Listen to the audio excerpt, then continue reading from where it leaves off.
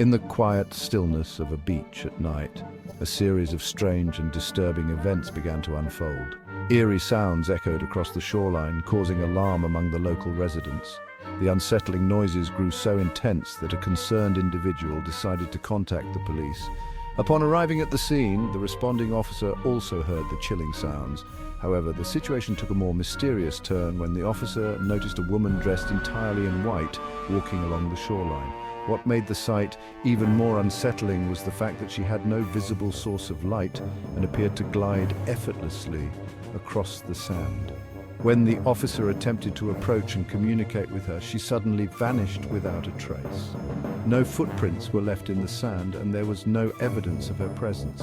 This left the officer with an unsettling question. Was this an elaborate prank, or had he encountered something beyond human understanding? The beach incident remains one of the most perplexing cases in recent memory. The officer, equipped with training and experience, struggled to find a rational explanation for what he had witnessed. The complete lack of evidence, combined with the chilling atmosphere of the beach, led to speculation about the supernatural. Some believed the woman was a ghostly apparition, possibly linked to tragic events that had occurred in the area in the past.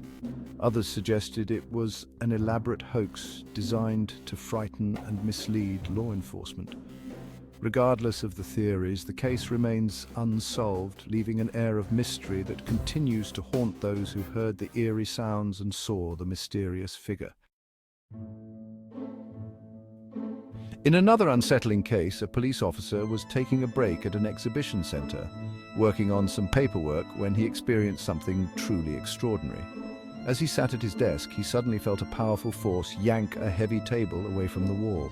This was no minor movement. It was a forceful pull that startled him. Curious and alarmed, the officer immediately reviewed the security footage to verify what had happened. What he saw on the tape left him stunned.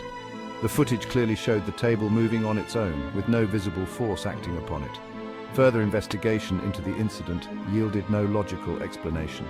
Even with his extensive training to approach situations with a rational mindset, the officer could not dismiss the possibility of a supernatural force at play. The police recommended changing the locks on the doors and such. To Lucy, she understood I wouldn't feel comfortable staying in that house for a while after. So she started letting the kids stay with a relative or one of her parents coming to watch the kids. I don't know what happened after that because we kind of fell out of contact. I didn't really like the fact that it was okay with me checking the closet when she was already suspicious that it was her ex. It was definitely a horrifying experience. I had just turned 14. It was the summer of 2012. I was looking for a job. My grandma had told me about a family that she was friends with, and they had two boys, Alexander and Danny. Alexander was 10 and Danny was 5. I was very excited to have a summer job and get some extra spending money. I went over to meet the family with my grandma, and they were friendly enough. The two boys seemed easy to handle and not babyish or whiny at all. In fact, the boys and I were playing with their trucks, getting along great. I set up a date with the parents, and they actually had a dinner to go to the next. So the next night it became time for me to head over to the house. It was a humid, rainy night. I walked into the house, and the parents were just getting ready to leave. They gave me a paper with rules and such, things they didn't want the kids to do and their routines. They wrote a little something on the side that said, "Danny swears he hears tapping on his window every night, but not to believe it because they think it's just a silly story that kids make up." I was only 14 myself, so reading this was a little unnerving, but I sort of forgot about it. It was a chill night. We watched TV and played with toys.